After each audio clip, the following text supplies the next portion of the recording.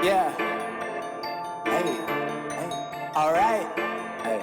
Yeah, I mean. So we about to take off. Hey. Please do remain calm. About to run against it and with a little bit of soul, no times. Welcome to the Please Remain Calm podcast. I'm Ben Gonzalez. And I am Daniel Gonzalez. A sleepy Ben Gonzalez. Sleepy Ben. Hey, Sleepy Danny a day ago, bro. Yeah, and now refreshed. You know what, though? There's nothing wrong with that, man. When you're a hustler and you get up in the morning, you see the sunrise, you take a deep breath and say, I'm going to hustle today. And you do that every day of your life, man. Yeah. You're going to be tired every once in a while. This is now a motivational mindset podcast, you guys. You got to wake up and want to grind, listen all right? to me. It's 8 a.m. start of the shift, but we do early relief. A well-rested Gonzo is a very motivated Gonzo and a very motivating Gonzo as well. Hey, before we start the podcast, guys, all of the opinions expressed here are our own. They do not reflect the opinions of the Los Angeles City Fire Department or the Los Angeles County Department of Health Services.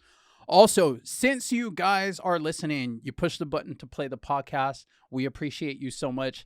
Every week we get new followers and new subscribers to the podcast, and welcome to everybody that's new that's listening. Yes, thank you. We hope you enjoy what we're doing here. For those of you that are already listening, please, if you haven't already, go subscribe to the podcast. Hit the like button for the episode and rate the podcast for us. Please give us a 5-star rating. It helps us with placement on hot podcast lists and stuff like that, and helps us grow. And the whole point of this thing is to get to as many listeners, as much a bigger audience as we can. And you guys can help us do that by simply pushing the like button and rating the podcast and subscribing. Really, really appreciate it. Appreciate you. There's more that you could do too. You know what I'm saying? But the least. the absolute least you can do. If your phone's in your hand, people. That's what I'm saying. If you want to just like still feel big for doing like the minimum movement, you know what I mean? Like shaking a fly off if you go. Which, by the way, I am a big fan of. You know what I mean? When I do the minimum, I feel good about myself. It's better than doing nothing. Yeah. You know what I mean? Yeah. We appreciate your nothing too, which is listening. But Exactly. if you could do a little bit more, use your finger, hit the like button. We really appreciate that. Love All right. ya. All right. So we don't have a guest again today. We don't, which sets up a camera thing for me because I'm a guy at the present moment still on maybe a fitness journey, you could call it. I love it. I need to be cut off about there. See, but for comfort. See, I look at it which differently. happens when we have a guest or even two guests. Then it's like, hey, Ben's looking great, right? Yeah. But then, when it's just the two of us, the truth is revealed. Yeah. But You know what I'm saying? sometimes the truth is a little bit more better of a motivator. It is. What I mean? It is. That's what I'm it's saying. the That's what I'm number saying, one man. motivator because even when we have a guest, they're like, why are you trying to get in shape? Oh, I don't know. I have a show where everybody who comes on the show is fucking ripped. You know what I'm saying? Yeah. Or I got to be like the fattest dude on the show. I'm looking at my arms and pictures from the first episode. Like, damn, I got to step up my shit here if we're going to be on TV. But you are getting fitter, man. Thank you. I don't know if anybody has noticed, but if you look at our earlier episodes, I think both of us have gone on a little journey. I know I've been sober since October 28th of last year. That's right. And Congratulations. that kind of kicked. Thank you. That kind of kicked off my. It's funny, man, because and I've talked about this with people because And I remember the last time you drank. I've lost 28 pounds since October. Yeah. And before that, slip up and the night of drinking on October 28th. Mm-hmm. It was November 15th. The previous year was the last time I had a drink before that. What? You're still silent. Oh shit! You're binging. Oh, why are you fucking silent? I'm me, trying man? to fucking be slick. I know, but you can say, "Hey, put your fucking phone on silent." You know what I'm saying? This is our show. Trying We to can avoid say this whatever moment. I want. I want to maintain the fourth wall, bro. He's been hand signaling me for 20 minutes. Or for 10 minutes. I'm like, he's like, what "What? We're doing a hit and run." Yeah. Shit, they got a good guy on third. I don't even know. Oh, it's Dad texting me. Anyway, and it's funny, man. Like from November 15th to October, so that year, pretty much, right? I was sober. I was doing well. I was exercising and whatnot. Yeah. But I felt like I always had, like it was a challenge not to drink You got like an 80s or party. gym look right now, actually. What's it? It's Oh, yeah, very yeah. John I love Travolta this shirt. Yeah. vibes. I'll talk about this company because this is my new favorite shirt, actually. All right. Little short sleeve there we sweater. go. But I felt good that I was doing this thing, not drinking, not, using any drugs or anything like that, weed, anything like that, right? But I felt like I was struggling with it. Yeah. Like, oh shit, we're going to a Dodge game. Fuck. All right, man. Don't even ask about drinking. Don't even think about drinking. It was like on my mind. Yeah. Oh, we got a barbecue coming up over at, such and such house. Okay, fuck. All right. You don't need to drink, man. You don't need to drink. It's not a fucking. And then it's almost like once I hit each level and like it was like conquering levels of a video game or something like that, man. Yeah, no, like I know- it's I like know what you mean. I Yeah. went to the fucking barbecue. I had a fucking blast. I didn't drink. I feel great. I woke up the next morning and exercised. That was like my my stamp on the night if I was gonna go and do something that normally I would drink at. Yeah. Is wake up early in the morning. Oh shit, I feel good, and exercise. Because you couldn't do that otherwise. Couldn't do that otherwise, man. Yeah. And it's funny. I talk to a lot of the younger firefighters and younger guys and gals that I run into on the job, and my boys, you know, and your boys too when they're at my house, and Mhm. and Carlos's kids too. Yeah. I like to talk to them a lot about life, right? Mhm. And about how, and obviously I can only talk about life through my journey, the lens of my journey, and the same with you, and the same with everyone else. But watching the way I react and my body reacts, and how things are different to me as I grow older, right? Right. And that's one of the things. Like I used to be able to drink anybody under the table all night. You know, when I first got on the job and we were at Nines and we were all partying and stuff like that, and Havasu and Vegas every weekend and stuff like that.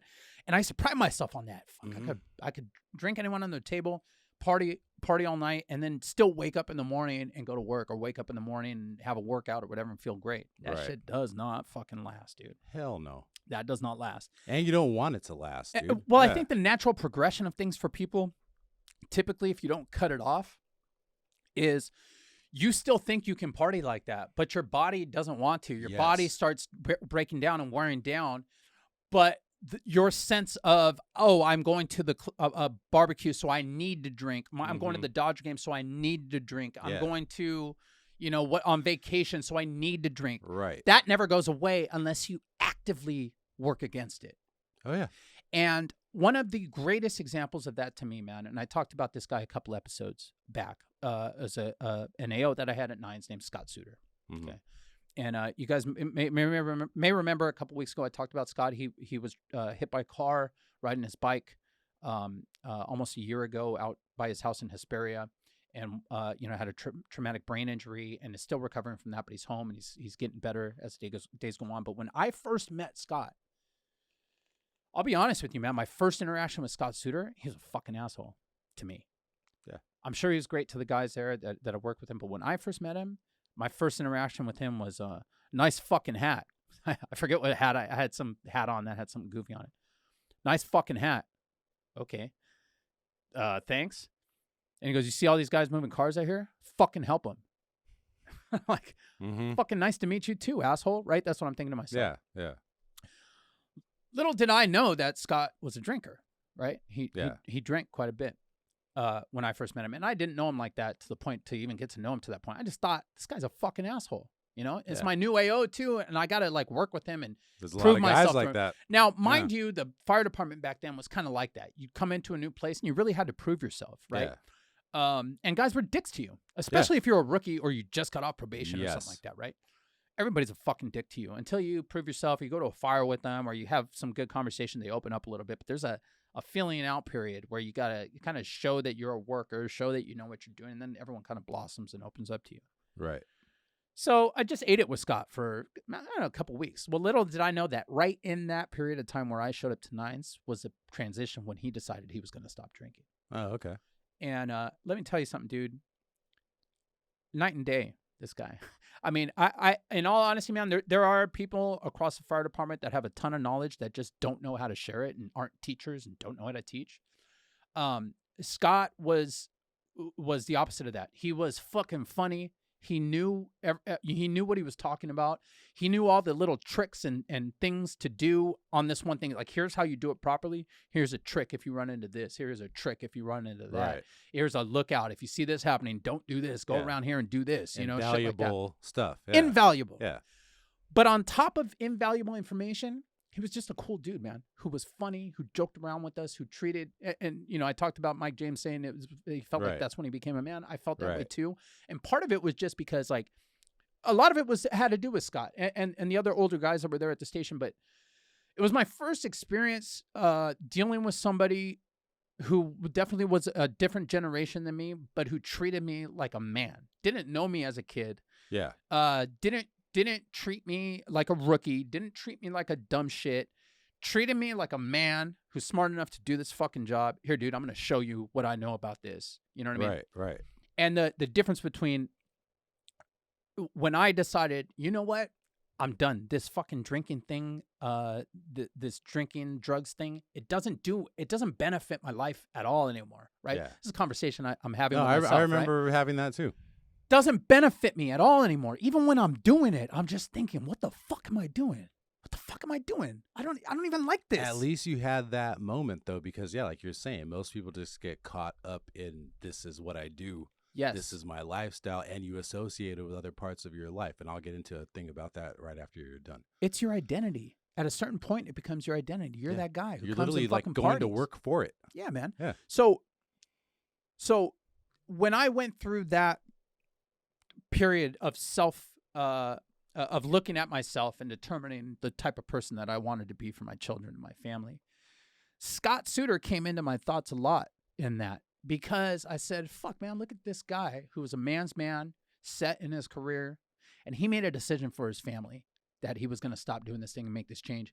Right. And me not even being vested with my heart and soul into this guy, like his family would be, his sons, his wife. Even me, an outsider, a guy who generally on the outskirts has a relationship with this guy, could see the massive difference in the type of human being that he was. Yeah. So it was motivation for me, that thought too. You know, it always stuck with me. So something happened. So I did a stretch of working this past week and a half or so. Mm-hmm. I worked 48, and then I basically worked every other day for my segment. So I worked 5 days out of 7. Yeah. Basically. It's a lot of work, man. I used to do that standing on my head at a busy place like 9s or 57s, but these days at 42, it's difficult to do that and then come home and try to have a full day at home with your family. Plus, we got this going on and other things. Yeah, right. You know? Exactly. So I was tired, man. Yeah. So I worked. I had the day before 4th of July off, so Saturday. So I worked Thursday, Friday. I had Saturday off, which was the 3rd. And we made plans with your kids and Lee and Tiago, our other niece and nephew, to come over to our house because I had bought some Safe and Sane fireworks, which are legal in Inglewood, to set off the fireworks because I was going to be working the next day. Right. So tired, man. I went in the room and kind of like just closed my eyes at like 5 o'clock, and I opened my eyes at 1 o'clock in the morning. And I never saw you that day. And Bernie's walking through the back door, right? And she's all pissed off. She's like, what the fuck is going on? You know, the garage door's open, the back door's open. And I'm like, holy shit, what time is it? You know, it's 2 o'clock. I was so exhausted, man. I fell asleep. And then you show up with the kids. I'm asleep in the back. The boys came apparently to try to wake me up. I kind of woke up and said, okay. I don't remember any of that. That's pretty much what they said. Yeah. He said okay, but he's not going to get up. I don't remember any of that, dude. I was exhausted and slept. Yeah. So all these things add up, you know what I mean? So that's kind of like the zone that I was in over these past few days. Just super fucking tired. Like I never really had an opportunity to catch up with sleep. Up all night at work. You know, come home. I got shit planned with the family or podcast, or you know, we're planning this other project. And so the second day that I have during my segment, we're busy, man. We've been busy as fuck lately at 63s for some reason. And they're starting to clean up the homeless encampments on Venice Beach and stuff like that. But with all the homeless that are there, and with it being so hot and people going to the beach and stuff like that, and just the regular increase in calls that we've been having since COVID ended, we've been busy. Okay. Yeah. So we get this call for a chest pain at the PD substation, which is right on the boardwalk. It's they had shut down the engine because we were short on staffing, so they shut down the engine. So it was light force rescue. And we get this call to the substation. Now, that's driving through like a sea of people and shit, but in all these tight spots to get to where this call is, right? With the truck, it's a pain in the ass. We get there, there's nobody there. So, you know, just try to put yourself in that position. We've been running like crazy. Everybody's tired. Everybody's been up. And we get to this call through this sea of people. Nobody's getting out of the way. Half the people are flipping us off and shit as we're going. And we get to this call. There's nobody there. Fucking great. So we head back to the station. Get all the way back to the station and get called back. hey, the patient's north of the PD station substation with his girlfriend. They're both wearing all black. It was a He description saw you of it, right? guys. Yeah. Saw us, didn't wave us down. It's like all your that shit. Lyft drivers. Fine, now. right? Yeah. So now it's like, fuck, man. You're super pissed on Right. your way to this call, right? This is 2 runs now. This, Yeah. fuck. So now you're cruising. And I was cooking that day too. So I'm trying to prepare a meal at the station You while have to stop. right. You have to stop everything, turn everything off, cover everything up if you're gonna leave, because who Yeah. knows how long you're gonna be gone, right? Yeah, exactly. So we get all the way back to the substation, and we're both MF-ing this, whoever this patient is. We haven't even met the guy yet, right? We're both MF-ing him all the way there. And it was undercover boss. We cruise over. We find the guy a little bit closer to like the skate park, right? Which is a little bit of a distance from the PD substation, but whatever. Yeah. We find him, and he's you can tell he's like sketched out, like he's high, right? And he's got his girlfriend with him, who seems like she's normal, okay? And we all get out, and the guys from the truck walk over, and they're talking to him first, and so we get our gurney out and everything like that. We're usually just behind those guys, and as we're walking up, they go, hey, this guy, girlfriend says he did some meth earlier. He's all anxious and stuff. He's pretty much saying like he doesn't want to go. Yeah. Right. Messing around. So at that point, man, if you're busy as hell and there's meth addicts everywhere, and trust me, dude, we run on meth addicts all day. Okay. Oh yeah. Somebody says, I don't want to go. See ya, buddy. Have a good day. Okay. Typically. I mean, that's typically the way it goes with your average firefighter, paramedic. Even me, man, sometimes, right? Yeah. Because of everything that I've gone through, and one day we'll have an episode, dude, where I open up fully about everything that I've gone through, because it's a full episode. Oh, no. 2-parter. It's a full episode, and I haven't done it yet so far because there are other people who it affects, my wife, my kids, stuff like that, who I have to make sure that it's okay with them before I go deep into. But I feel like if we're going to do this podcast thing, we might as well open up at some point. Eventually, yeah. But because of everything that I've been through, I have a soft spot for people that are in the throes of addiction, man. Yeah. It especially when I can see that there's somebody there that cares about you. Somebody calls from home. My son is high. He's struggling with this for years. Right. We had him here, and he must have relapsed. Okay, I'm more apt to pour my heart and soul into trying to get this guy or this person to allow me to take them to the hospital or to treatment, because we've been trained to be able to take people directly to Exodus, which is a drug and mental health treatment in Culver City there. Yeah. I'm more apt to pour my heart and soul into trying to get, if I number one, think that they have a glimmer of wanting help and have somebody there that wants to help them, right? Mm-hmm. Those are 2 ingredients that really are the only spark of what you need to get the ball rolling and get that snowball really rolling, you know? Hey, do you guys drive people to Exodus and bring them and check them in? Yeah, Oh, okay. so 62s, 63s, 43s, and I think 5s. Okay. We've all been trained in this new program with Exodus. So it's a pilot program that we're doing with Exodus. Okay. I think it's fucking fantastic, dude. Yeah, Exodus is a recovery center, but it's based in hospitals. So the one that Danny's referring to is at, it used to be called Brotman Hospital. Now it's called Southern California Hospital of Culver City. It is, right? but this Exodus is not there. Oh, it's not there. It's right next It was there then, It's right? right next to the DMV. Oh, on Washington? Yeah, right next to it, across the little side street to it on the west side. Oh, it's its own independent place. But Wow. you're right, there was one. I remember Brotman. that. Yeah, okay. So the truck's like, hey, guy doesn't want to go. He's saying he's gonna leave. Okay, Yeah. so everyone's walked back to the rigs, and I go walking up. Hey man, can I talk to you for a minute? Yeah, what's going on? I go, well, what's going on? You tell me, man. What's going on? Oh man, I don't know. I just want to get some help. I'm like, okay, perfect, dude. I'm the dude that can help you, man.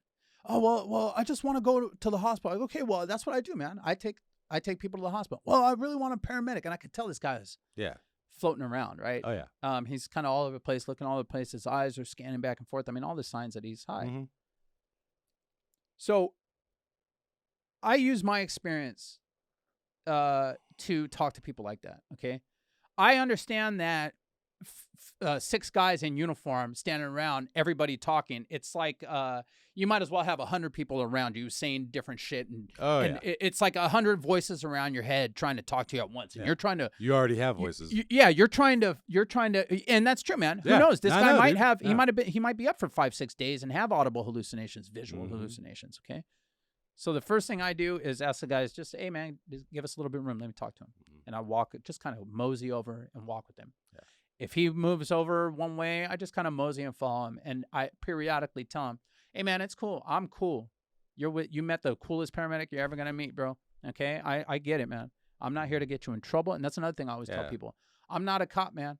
I'm a paramedic. I'm just here to help you. I'm not here to get you in trouble. Yeah. Okay? Because that's another thing people do is they'll see the badge and they'll and this is just a story of how I dealt with this guy and the outcome that came of it. Because I feel like a lot of people can benefit from it because I look at these things a little bit differently, I think, than most paramedics, especially at the point of burnout, which is where I was when this happened, right? So I'm just like following him around and I'm periodically telling him, hey, bro, I'm just here to help you. I'm not a cop, right? A lot of they see the badge, they think cop. They don't want to tell you shit. I'm not a cop, man. Look, I got a paramedic patch right here. I'm a paramedic, man. That's my ambulance right there. I'm making these connections for him so that his brain that's scattered all around can go, oh, shit, ambulance. Oh, shit, paramedic. Oh, shit, badge. Yeah. Oh, he told me he's safe. Okay, maybe. Okay, all right, cool, right? Because when you're in that state, man, even somebody you know that comes up to you and says, hey, man, are you okay? I want to help you. You are like, at least for me, it was like I wanted to hide. I wanted to be in my own little box and alone from it. I didn't want any outside stressors were just like stress on me and anxiety and shit like that. I wanted to hide. Right. So to me, it's about trying to make them feel comfortable with me. It's a lot easier to deal with people like that. So I'm talking to him. I'm like, hey, man. He's like, no, I know there's a halfway house down here, Phoenix House. Where's Phoenix House? I'm like, Phoenix House is right down there, man. You can go down there if you want. You're free to do whatever you want. But that's like a sober living place, man. They're not going to let you in there. Yeah, you're not going to be able to check They don't in. have Hi. they don't have what you need, bro. Yeah. Right? Yeah. You need to go to like a detox. You need to go someplace where they're going to be able to care for you and look after you and give you medication if you need it and stuff like that, man. That place is not the place. You need to let me take you to Exodus, man. You know, I won't take you to the hospital. I'll take you to this place. I'm breaking down everything for him. No. So then I show him my tattoos. I go, look, dude, I used to go through the same shit you're going through. I'm showing me the tattoos. I go, I'm from the hood just like you, man. You know, I'm from the hood just like you. I was in a dark place just like you, man. You got a little bit of victory outreach. A little bit, man. Passed through on him. But you'd be surprised how much that helps. Yeah. Now, mind you, none of my tattoos are from being high or being in a gang or anything like that.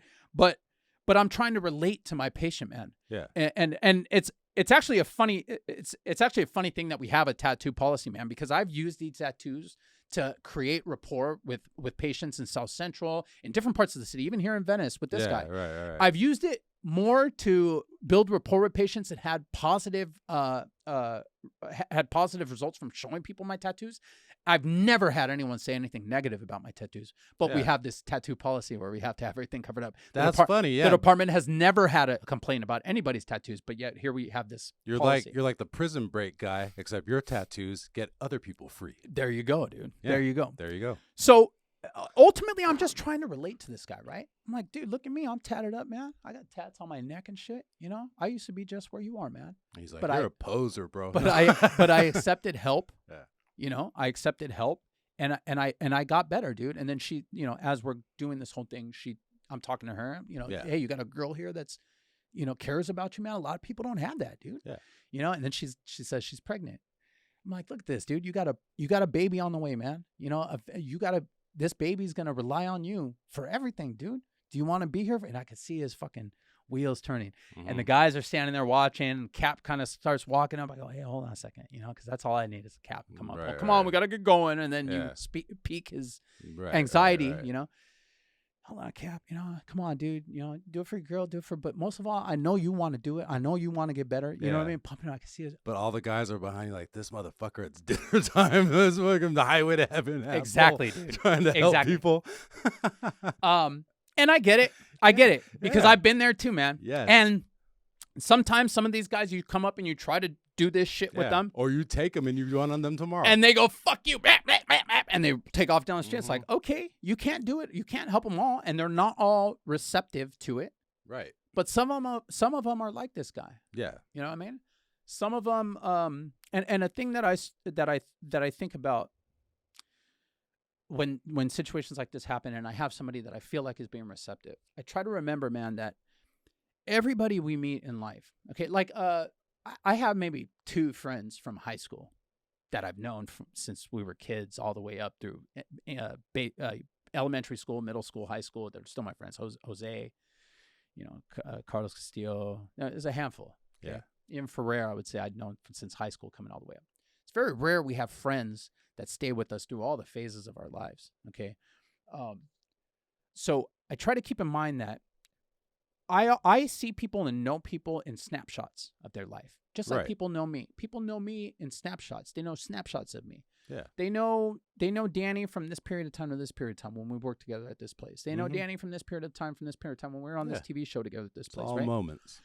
So the people that knew me when I was a piece of shit, they might still think I'm a piece of shit. And if I run into them in a store somewhere, they might look at me and go, "Oh fuck, there's Gonzo. Man, that guy's a piece of shit." And go and tell their family, "Oh, ran into that guy Gonzo. Remember what a piece of shit that guy was." And in this other world, this branch of reality, I'm a piece of shit to this whole period, this whole group of people that I don't even realize, right? Yeah. And it's kind of become a motivation for me, man. And I was talking about this with my partner the other day. We had a whole episode where that spiraled out of control. Yes. Yeah. I had this conversation with my partner the other day. It's like, what's tripping me out, bro? He goes, "What's that?" And I go, "I feel like I'm the best version of myself right now. I've been fit before. I've been sober before. I've been motivated before. But I've always had in the back of my mind this like urge to do those things that I don't want to do. I've always had this urge to like, I've always battled this urge to like, oh shit, I'm alone. There's nobody around. Should I go score? Oh shit, there's nobody around tonight. Let me get a bottle of fucking whiskey and just chill and be drunk. I don't have that anymore. Like it's not in me at all. When I'm home with the boys, like all I'm thinking about it's like either getting rest, or I got the gym outside, let me get a second workout in, or the boys are here, let's watch a cool movie, have a movie night, make popcorn. Yeah. My thoughts are full, and we're so busy right now with all the shit we're doing. I don't have time to fuck around,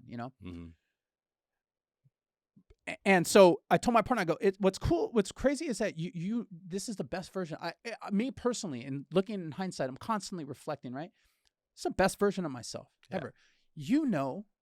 The best version of me, man. That's cool. That makes me fucking happy. Like no matter who I run into, what I talk to, what happens from now on, if I were to quit the fire department right now and never see you again, I know that this dude, Ren Medina, has this image of me that's the perfect, it's the best version of Gonzo that could possibly be. And that thought stuck in my head. And I thought to myself, like, fuck that shit, man. Everybody that meets me from now on is going to know the best fucking version of me, dude. That's it. That is it. That is how my joy and my glow takes over the fucking world, dude, is that I'm going to make sure that everybody that meets me from now on meets and knows for the entire time that they know me, the best version of me, bro. That's my motivation. Because this did become a motivational mindset podcast. And I can already see the reel of this. I hope it does, stories. Man. Because the other night at the hospital, there's a guy at the security guard, Trayvon, that works at Marina Del Rey Hospital. Yeah. And this dude, he's been working there a long time. He's always super personable and like, what's up? Yeah. And we chit chat and stuff like that. To be said about a lot of hospitals, there's always like at least one or two like super cool security guards that are like a real integrated part of that ER. Let me tell you something, bro. You spark up conversations with people.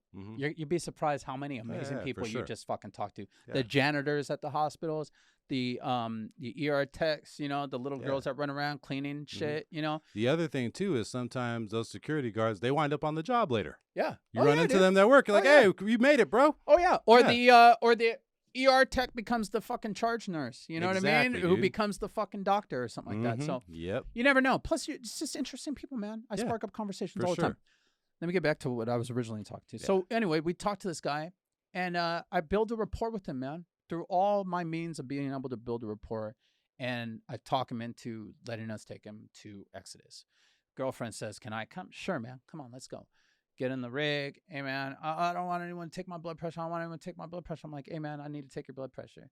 All right, I'll let you take it. You know what I mean? That type of shit. So the time spent connecting with this dude, showing him that I'm safe, pumping him up with reasons why he should do this thing that he already wants to do. Yeah. allowing his support, probably his one support in the entire fucking world to come and be supportive with him. Because I could have said, no, ma'am, policy, we don't take any visitors. No, ma'am, Exodus ain't gonna let you in, so it's better you just take a bus over there, right? I could have said that. But no, man, this guy's high right now. And this probably literally the only person in the world that cares about him at all. Come on. All those things together, I was able to get this guy into treatment. Who the fuck knows if he stayed? Who knows? Who knows, man? But in that moment in time, I was called for help, and I gave the maximum help that I could possibly give in that situation. Yeah. And you had a good outcome. Good outcome. As far as we know. As far as we know, yeah. My point being, things aren't always so superficial, especially on this job. Yes. When you get a call and that bell rings and you go out, you have to remember that however silly, however routine, however unimportant this call seems to you, it may be the most important thing that happens in this person's life. You may be the last stop before somebody committing suicide, walking up and giving somebody a smile and a, hey, how's it going? Instead of, hey, what'd you call for? Might be the difference in them seeking help or going back onto the street for another month of whatever the fuck they're doing. You know what I mean? Yeah, totally. So our job isn't just to show up, make widgets, dot T's, cross I's, and do specific things. Our job is really dynamic, not only in the sense of we have to be prepared for anything physically that we're presented with, problems to fix, but we're also dealing with people here, man. Complex people with emotions and things that happen to them every single day. And everybody's unique. Everybody deals with shit differently. And so I feel like part of being a quality paramedic or firefighter, EMT for that matter, is partly being a psychologist a little bit, at least having some understanding of the human condition, of what people go through. That's why I feel like the political arguments that go on at the station, I feel more strongly about, or if I happen to like get into one or somebody says something and I feel it's like way the fuck off. It's like, don't you understand that thinking that way and looking at the world that way affects the way you treat people out here in this job? You know what I'm saying? Yeah. Yeah, we talked about that, dude. Yeah. Conspiracy brain has a big effect on you and how you look at things. And we should release that fucking people, episode, bro. Yeah, that was pretty wild. I don't know. It's just I got a little bit too rambly, bro. Yeah, there's 2 episodes, and then it's funny too because then the other episode that like got all cut off and we never released. Now that dude is all blown up in his huge TikTok stuff. Yeah, for being 1 million nice. followers. Yeah, exactly. Right? That's so funny. Yeah, it's hilarious, dude. Actually, Councilman Mike Bonin on the phone, and he's got a new job for you, dude. Yeah. You're gonna clean up the streets of Venice. Yeah, one by one. Don't get me started but on I got Bonin, you, dude. Because you had a way that you could go with it, but you put your night on hold, basically the rest of the guys' night on hold to try to zero in on this guy, and it worked. And I think that is something that gets forgotten because let's say I'm with this dude, I'm trying to talk him into going.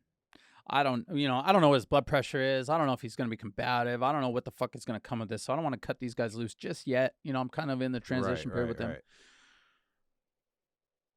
But now a structure goes down in 62's district. Not quite our district, but the next district over. Mm-hmm. These guys want to go to a fire. Yeah, of course. Right? As opposed to taking care of this guy. I fucking get that. I'd rather go to a fire too, be honest with you. And I don't even do a whole lot of fires, right? But I'd rather go to a fire than be dealing with this guy, right? But we have to remember, man, that in other parts of the country, they call them jobs, right? Mm. We got this job. This is our job right now. Yeah. Our job is this guy. We were dispatched as a medical contingent to this guy. This is our job that we're dealing with right now. You didn't cut them loose? No, we didn't get a fire. I'm just saying, in general. Oh, got you. My bad. The general consensus in that period of time is like, oh shit, there's a fire over there. Okay, you guys see ya and cut them loose. Okay, perfect. We cut them loose. Now we're dealing with this guy and we patch him up. And he's been doing meth for 5 days and he's having a STEMI. Fuck. Yeah. Add an engine company. Well, now everybody's at the fire, and we got to get an engine company from fucking Right. 37s or something over by Westwood. I Okay? didn't mean to jump your point too, So- because that is good. My point is, this is your job right now. You can't be worried about all the other jobs that are going on out there while you're with this job. Okay. Right. And that happens a lot too. Yeah. That same situation. Exactly like I said, hey, guys, go ahead. And then, Mhm. oh shit, we do need an engine. We do need shit. Yeah, exactly. All of these things, you younger guys too, got to keep in mind that every rule that we have on the fire department is there because somebody fucked up at some point. Yes. Fire departments are very reactionary. At least the Los Angeles Yes. Fire Department is reactionary in our policies and procedures. Everything that we have. We don't ride on the tailboard when we're backing anymore because a young lady passed out and fell off the tailboard, got run over and killed. Okay, reactionary. No more tailboard. Okay.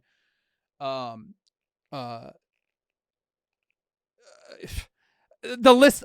There's so many things. Damn near every rule that we have is there because somebody fucked something up.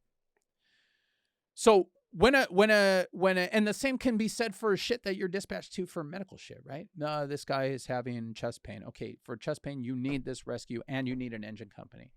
If it's a chest pain with a 20-year-old, okay, you probably only need a rescue because it's probably not going to be cardiac related. So there's a whole algorithm that's sent. So if we're sent with these guys, I got to make sure I don't need them before I cut them loose. Because if I cut them loose and then I need them, I have to attach somebody else and then there's weight and then we have a poor outcome. There's a whole investigation, a sentient investigation that goes on and try to determine what the hell did you cut these guys loose for? Well, they were looking at me mean because there was a structure fire in 62s, right? You got to set all that shit aside, man. Yeah. And for all the fire guys that are listening to this that are pissed off that I'm saying this, I'm sorry, but when you're right. Yeah, when you're dispatched to something, you got to make sure that you're not needed at that call before you start cutting people loose. And to the department's credit, they have put out paperwork and policies to that effect. Yeah, because it's gone wrong. Because it has gone wrong, man. Yeah, Yes. And does go wrong. So my point is that the way I've learned to look at things over the years now is that when I get a call and I get somewhere, I especially in the middle of the night, I'll motherfuck that call all the way till I get there. But as soon as I open that door and make patient contact, you can ask anybody that works with me, man. I'm the most pleasant. I have a quality bedside manner and I'm a professional. And whatever your problem is, I'm going to do my best to try to remedy that problem. Yeah. And if I need these guys here, I'm going to hang on to them. You know what I mean? You have to look at every call like that as this call is the most important thing in your day right now because it is to that person. Yeah. And listen, there's exceptions to that. I mean, you have frequent flyers that you go on all the time that you have people that, you have crazy people that call, from their room to that address just because they like seeing the lights and shit like that. You know what I mean? There's exceptions to that, but you have to take every call, fully evaluate it. Yeah. You know what I mean? Nothing wrong with it. So going back to... That took a lot more time than I thought it was going to. All right. Yeah. Good story there, too. Uplifting, good beats. Yeah, I liked it. Going back to the drinking thing, because I still, I guess, drink technically, but I haven't been drunk since like 2007. Yeah. You know what I mean? I haven't been like unable to drive or anything like that. Yeah. I have like 1 or 2 drinks at the most, Yeah. And it's a different way to go because I still felt that I'd never want to be drunk again ever, but I never felt like where I needed to be like completely dry or I would lose like a handle on it. Yeah. You know what I mean?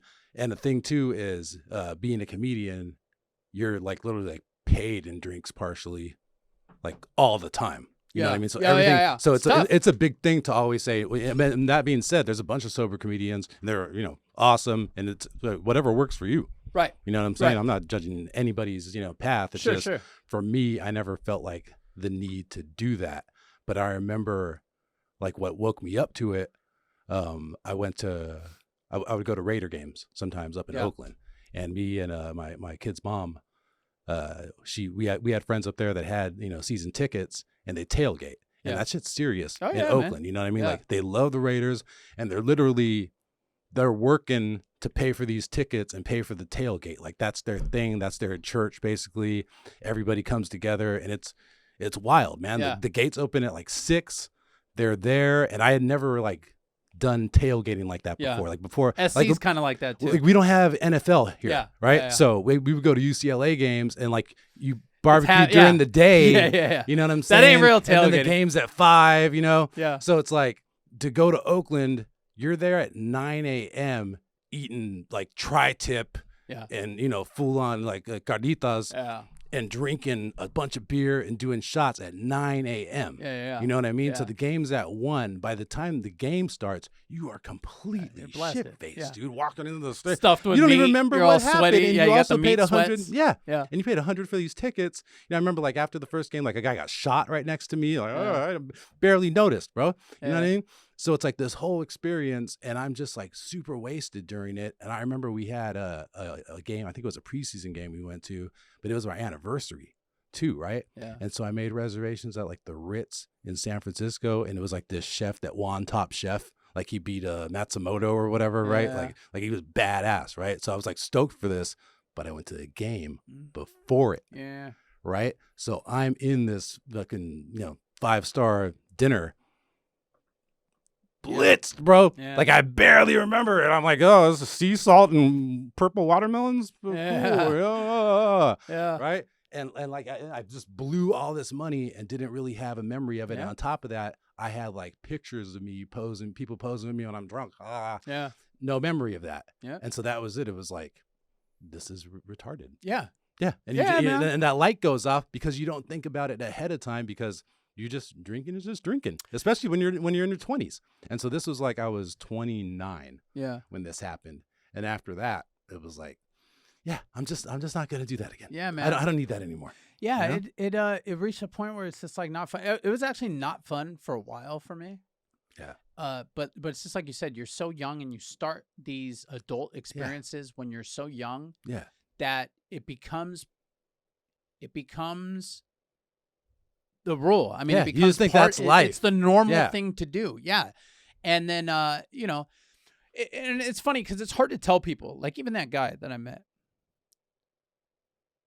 or it's even really hard to tell people like, hey man, this is what I'm like, be like me. Right. Because it's not like it's not like I've been like this my whole life, or like I just became this, man. The only way I am the sum of all of my experiences, good and bad. Of course. And the consequences and results that came of those experiences, man. And ultimately, nothing changes in our lives unless we consciously make the decision to actively make those changes. And it's difficult. It's not without hiccups. It's not without speed bumps, man. And that's why October 28th didn't derail me, right? Yeah. I was able to see, I didn't take it as like, oh, I'm a fucking failure.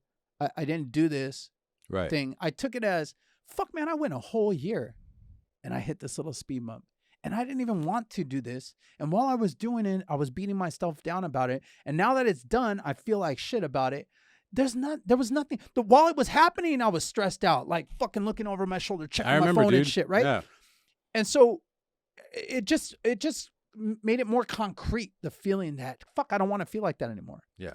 And then other things too, like having kids that know what the fuck is going on now, that can look at me and see, dad's, what's wrong with you? You know what I mean? That adds to it. Having more responsibilities, you know, having all that stuff makes it easier and easier for me at 42 to not do it anymore. People need you to be better. Be better for them. So if you are struggling with something like this and you feel like it is a struggle, trust me, man, it's a struggle. It's a struggle. And you might fall, you might trip, you might fall on your face once or twice. But you get yourself up and you dust yourself off and you fucking get back on that straight and narrow and you keep going and it gets easier and easier. And it's just like working out, man. Your muscles get stronger. You get more flexible. Your reflexes get stronger. Everything snowballs. Everything gets better, man. And if you're fully functioning, you have a great life and you drink and you have fun, hey, by all means, man, have your fun. I'm just talking to the people that might be struggling with it or trying to think if they want to do it now. It's possible. It's very possible from somebody who there's nothing you're going to tell me that's going to shock me or surprise me. Yeah. Okay. I've been down all those roads and came out the other side. And so it is possible. And I guess that's just the point of this whole thing. You know, I could see this path diverge Yeah. On this call with this guy. Yeah. And I almost turned around and walked to the rig and said, fuck it, man. I got, salmon to prepare. I got, calls to run. I got this to do, that to do. Right. I'm studying and stuff like that. I got all this shit to work on. This is an hour and a half that I'm deciding to fucking try to push and get this guy over to Exodus, get him checked in, sit with him, talk with him, all that stuff, right? I had that road split. And I said to myself, this is one of those moments, man. This is one of those moments where I got to make an active decision to be a good person. Yes. And so I'm going to fucking do that. Yeah. And went and talked to him. And who knows, man? I might run into that guy next week. That's what I was going to say. That's part of being a paramedic, too. Yes. You do this. It might not even work at the end, but you got to do it anyway. But listen, man, I might see him next week on the street again, and he might go, bro, can you take me back to Exodus? Please, man. I want to go back. He got a taste of it. Yeah. Maybe I'm just part of his slip up, man. Maybe I'm, and how much time we got? All right. Leads me into this other thing I wanted to talk about. Okay. No, this other controversial subject. All right. I posted this thing on my Instagram. It was Anna Kasparian from the Young Turks going on a rant about a religion, basically, about she doesn't believe in, she's not Catholic, she's not Christian, she doesn't believe in the Bible. If you do, great. She will fight for your right to practice your religion, to go to church, to do all that, to believe everything you believe. I will fight for you. And I feel the same way. There are thousands of religions around the world. Okay. Yeah. I just don't believe in one more than you don't believe in, or you don't believe in. Right. All that being said, right, because I consider myself atheist for the most part, even though we're baptized Catholic, right, and we're raised Christian, and I do see and relate to Christian ideals, but I feel like I relate more to Buddhism than any other religions, just their mentality and their way of looking at things. But I do have a strong sense that there are energies and powers on this planet that we just don't fully understand yet, right? And for me, at least, because when I was going through my recovery, there was a firefighter at Fire Station 10 who was like a theological scholar. Like he went to school for it. He went to seminary. He was on like a theological debate team and stuff like that. And I had never really we didn't really go to church and stuff like that. So I asked him, hey man, I'm interested in learning more about the Catholic Church, about Christianity. So he gave me some books that I read and stuff like that. And it was great, man. It really did help me a lot. Yeah. I don't, however, put it all into a Christianity box or a Catholic box or a Jewish box or whatever. I feel like because I've been down in the dumps and nothing went my way, I got zero breaks. Nobody fucking liked me. Nobody helped me. And I deserved it. I was a piece of shit at that point in my life. Okay. The second I made a change within myself and started working on becoming a better person and working on myself and pushing the alcohol, drugs to the side and exercising more, get my finances together, being nice to people, being kind to people.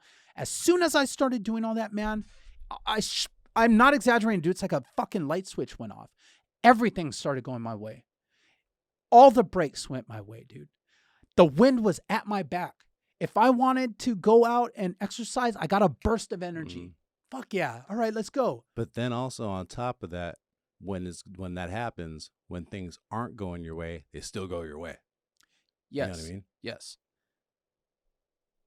Things balance out. There's something on this planet, okay? Like right now, dude, we're recording a podcast, okay? There's fucking radio waves and satellites talking to our phone. Bernie's texting me. All that shit is just flying fucking through us. This clock has the fucking time somehow. All this shit, right? He's looking at his phone. You're looking at your phone. All this shit. But we don't have the antenna to pick that shit up, right? We can't hear Kiss FM or fucking, you know what I mean? We can't hear fucking K-Rock and shit like that. We just don't have this antenna. So I strongly feel like there is some sort of positive and negative energies on this earth. And that when you live your life in a positive way, when you're kind to people, when you're good to people, when you're looking for the positive outcome of things, when you're exercising, when you're getting sunlight and absorbing the radiation of the sun, all that stuff, you get in tune with whatever that positive energy is, man. Yeah. You get into that flow and it picks you up and guides you, man. It helps you in whatever it is that you want to do in this life. And conversely, When you are negative, when you're within yourself, when you're not getting any sun, when you're not feeling the wind in your hair, when you're fuck you to everybody, fuck you to this, fuck you to that, you get in tune with this negative energy that is like a roadblock in everything that you want to do. You're absolutely right. And let me say, too, it's fascinating to see your rapid progression as a motivational podcast host in this episode, because now you've gone full Russel Brand by the end of this, dude. You know what I'm saying? Like I see dreads starting to sprout out of you, dude. So I posted this thing on my Instagram, Anna Kasparian ranting about religion. Yeah. Okay. And this young lady answered me back and basically said, you know, hey, I get this whole thing. There's a lot of Christians that do act like this. We're not all like that. We're, you know, this passage talks about, you know, and gave me a passage to read and everything, right? I like to read all that stuff because I like to see what people get from the Bible and how they interpret it and stuff like that. I love it. I think the Bible is, if you can have religion and it makes you a better person, it makes you kinder, it makes you look at life better and see life more beautifully, and you radiate that to the world, I'm all for it. I don't care what your religion is. I really don't. You can be in a cult and do that, and I think it's fantastic. If it's bettering you and making you a better person, making you more giving and loving and a brighter light for the world, I'm all for it. I feel, though, like a lot of people hide behind religion to force and beat people down. That's what I don't fucking like, right? And that's pretty much what she was saying in this whole thing. And so I had this like really cool back and forth with this young lady, and we started following each other, and it's beautiful, man. I love it. I love when people, because it was important to her heart. And she saw me and she was very complimentary of my family and my wife and kids and stuff like that. Yeah. And I saw it as her trying to give me a piece of her heart, you know, trying to share this little bit of love that she has for this thing with me. And I love that. I think it's beautiful. Yeah. I don't fully agree, and I told her that as nicely as I could. But that's the type of person that I would like to have around my world that's just shining light, right? Sharing light. Yeah. So it's important to keep that. And the reason I bring this whole thing up, to bring it back around to the fire department, is that I am not religious, okay? But most people are. So I've talked about hope in the past, right? How hope is an amazing thing that is very, very, very much undervalued in our lives, I think. When you're dealing with somebody who is in a situation where they've had to call 911, right? Some emergency. They're having a heart attack. They're having a stroke. They can't breathe. CHF finally caught up with them. Whatever it is. Yeah. They're in a bind and they need my help, okay? Just like I said earlier, I'm there to help you medically. I'm there to help you physically. I'm there to cut you out of the car. But I'm also a psychologist. I'm there to pump you up. Yeah. And we're going to get through this shit together. Yeah. You can follow my Instagram. Watch the clips of this podcast. Yeah, let me send you a link to a podcast. Right. But like let's say I'm having somebody who's having a legit STEMI heart attack, okay? Right. And they're pale and they're sweating and they're the first fucking thing I say to them as I'm putting everything and hooking them up and shit is, ma'am, my name is Danny. I'm a paramedic. I'm going to take good care of you. I'm not going to let anything bad happen to you, sweetheart. Take a deep breath. The most important thing I want you to do is try to relax. I'm going to take care of you. Yeah. Don't worry. What's this podcast called, baby? When you see and obviously they're still in pain. Obviously they're still going through this physical, but the blanket of, at least a light sheet of stress that's taken off of them by having somebody look in their eyes and say, I'm here just to take care of you. It's all I care about. Right. It feels good, man. Yeah. It feels good. Yeah. For that patient. Yes. So as much as I don't relate to religion, I don't use it in my everyday life, I use it as motivation for people when I see that they have a cross on or they're praying or their families or whatever. I'll say that to them. Hey, you know, or like that guy right there. A girl was talking about him going to church and all that. He mentioned God a couple times. And I go, listen to me, bro. Do you think it's a fucking accident that you got me as a paramedic? How many other paramedics have you run into in your life? Oh, a few? I go, okay. God put me in front of you, bro. Look at it that way. God put me in front of you to have this conversation with you right now and to help you in this situation, man. You ask for a sign from God. You ask for God to help. You've prayed to God in the past, because I know I did, even though I wasn't really no sure what I was doing at that moment in those depths. I prayed to God plenty, bro, plenty. Right. So I said that to him. You prayed to God, right, for help to get out of this situation? God works in mysterious ways, man. Here I am, this tattooed, motherfucking, cussing ass, cool ass paramedic that's telling you, come with me and I will take you to get help, bro. Yeah.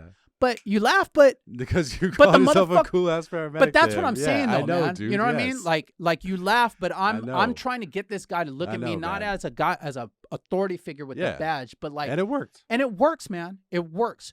So my point is like us as paramedics, firefighters, even right, EMTs, even out there, whether it is an old person at the end of their life who their family doesn't come to pick them up from the con home, and you're taking them to their fucking appointment because they've had abdominal pain for a week and the fucking con home hasn't called, right? Have a conversation with that old man or old lady. Yeah. Hey, sir, how are you doing? What did you used to do for a living? Oh, sweet. You were a contractor? Did you build anything around here? You might be the first fucking person that old man has talked to in months. A real conversation. You never know what kind of tidbits of life lessons and shit that you might get in the back of that ambulance, man, on the way to a dialysis call or something like that, you know? My point in this whole podcast, motivational podcast number 1. we might do a you're auditioning for a whole other show, bro. We might do a spinoff. Be kind to each other, all right? Yeah. Realize that we are, each and every one of us, individuals as complex as can be, man. Just like me and Ben are the sum of all of our experiences, so are these people, man. And even going back and forth with Dad about the cleanup, about the homeless and stuff like that. Yeah. It's like every one of those people too, man. They're individuals. They weren't born pieces of shit. Circumstance in life. Who knows if it was family? Who knows if it was job? Who knows if it was drugs or whatever the fuck, or just life beating you down? Who knows? But they're the sum of their circumstances, and we're looking at a snapshot of their life. Be a light in that snapshot. That's all. Be a light in that snapshot, and remember that we are here to help people. We're not here to just get through a shift. We're here to help people. That's the whole point of what we're doing. It's why we sign on. And I think people, when they're young on the job and they first get hired, realize that, and your ideals are high, and you can write an essay about all the reasons why you want to help people and all that shit. And that gets jaded over the years after thousands and thousands of calls. And you have to remember that it's just as real now as it was 18, 20, 25, or if it's the last day of your job 30, 32 years ago. It's just as real now. It's the same snapshot. We're just living in the present, man. You know what I mean? Be the best you that you can be, just like I'm trying to be the best version of myself every day now. You know what I mean? I feel like all this shit that I've experienced in life has led me to that. Danny, just be the best version of you at every moment, so that everyone you run across fucking knows the best version of you. No. And to add to that, who knows who you're going to be in 5 years? You know what I'm saying? You can look at, hey, now I'm really the best. You can keep going. Yeah, man. You know what I'm saying? And it's exciting to think about that too, because I used to say that like when I started comedy, like in my early 30s, I want to be like a rad old man. You know, just have a bunch of fun in my 40s and 50s, just do cool shit that and I be didn't buff think I would do. And healthy. That's what's been happening, dude. So, okay, so that's good. So let's bring that whole full circle thing, because if you're watching this on YouTube, you might be noticing Danny's pouring his heart out, and I'm kind of like smiling and laughing during part of it, because and I'll explain that why, all right, or explain the reason. So I've known this guy for the whole time, our whole lives, and through the periods where he was an asshole, right? Yeah. So known me a long time. This dude was a personal trainer before too, right? So I've had various times where I work out with him. I'll try to start getting back in shape, and I've like yo-yoed between being in shape, being able to do Fire Academy, and being fat as shit. I was like, what, 270 before, like 10 years ago, right? There's old pictures of Fat Ben on the IG. If you want to check it out, right? So I started to lose weight here and there, and one of the things, like when you work out with Danny, the same way he talks now as motivate, and I know that it's sincere, right? And I see that in you, and I appreciate the change in you and the growth, right? Like, I love you, but it was the same way when you're an asshole too. That's his way to clown. It's like the same delivery, kind of, you know what I'm saying? So his favorite shit when we would go to be in the gym was to try to get me to do pull-ups. because you knew I couldn't fucking do pull-ups. There was like no chance. I hadn't built up to that. I wasn't strong enough to do it. You know, I'm like too fucking fat and shit. And so he'd just be like, no, do it. Keep on trying. Keep on trying. And he'd have me there in the gym, hanging from this pull-up bar. Halfway. Moving an inch maybe, right? Struggling. Man. He's like, go. Yeah. Right? Hey. Yeah. So long story short, you know, I started getting stronger, losing weight, but then I got in a really bad car accident a few years ago, right before I filmed my HBO pilot. Right before he reached like maximum buffness. 2 weeks before my pilot. So I filmed the pilot with broken back, basically, right? So I have to wait a long time, have surgery, have a lumbar decompression, and I'm scared to do anything with my back after that because I don't have hardware in there. I don't want it to pop loose again. I don't have my spine cut open anymore. You do that once, bro, and like you're cool. You're cool on that. You know what I'm saying? Like, you know? So it was like slow to start building back and working out again and feeling good enough to like not be afraid of like fucking up my back. Like I was only doing like stretching for a while and yoga. I wasn't lifting weights. I sure wasn't thinking of trying to do like a pull-up, right? So like so finally I just go ahead and like give it a try. I start ripping off, 3 in a row or whatever. First dude I text is Danny. Hey, fool, I did a fucking pull-up, bitch. Yeah, man. Hey, but you made it there, right? Yeah, exactly. So when I see him now with that same delivery, but I know it's, sincere and this is a positive and new guy, it's still funny to me because I'm thinking of the old guy. But yeah, don't let it take away from the lesson and that you did pull off a pretty successful motivational podcast audition. Yeah, and you went through levels there, man. I like it. Proud of you, dude. It's just a new way of looking at life, man, that like I said was developed over time. Yeah. And if any of you out there listening that are coming up can take little bits of it and be your own version of that quality firefighter and paramedic that truly cares about people you run into in the day. Ultimately, when you're nearing the end of your career like I am, when you look back, it's those moments where you really gave the effort and cared about the people that you met throughout that day. Those are really the ones that stick with you, man. Yeah. And the times that you were an asshole and the times that you were rude to somebody because they were, in pain and screaming the whole time or whatever the fuck. Those are the times you look back on and go, fuck, I wish I hadn't have done that. Fuck, I wish I would have been better. And we all have them. Don't beat yourself up over them. Where can they follow you, Senor? You follow me at DannyGonzo34 on Instagram and Twitter. Follow me at Ben9Humor, Ben number 9 Humor, like my 9 tumor on Instagram and Twitter. Follow the show at PRC Pod on Instagram and Twitter or at PRC Podcast on TikTok. Growing every day. Email us, contactprcpod@gmail.com. We still have merch. We have the PRC OG shirts. There's still some left. Got the stickers. We also have the Venice Fire shirts. Getting some more stuff made too, guys. It will be up on the Centigrade clothing page at firefightercrafted.com. If you ordered any of the Venice shirts through Firefighter Crafted, I know he was shipping those out this week. If you got them, throw it on your story. Tag the podcast. Yeah, we'll post you. And we'll repost it. We'll repost on the Centigrade page also. The new Dead Alien shirts should be dropping on August 1st.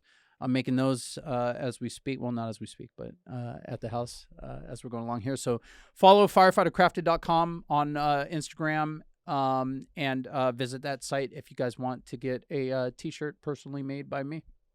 All right. Right on. Thank you, guys. See ya. Yeah. Hey. All right. Hey. Yeah, I mean. Hey. Please do remain calm. About to run against it and with a little bit of soul, no times.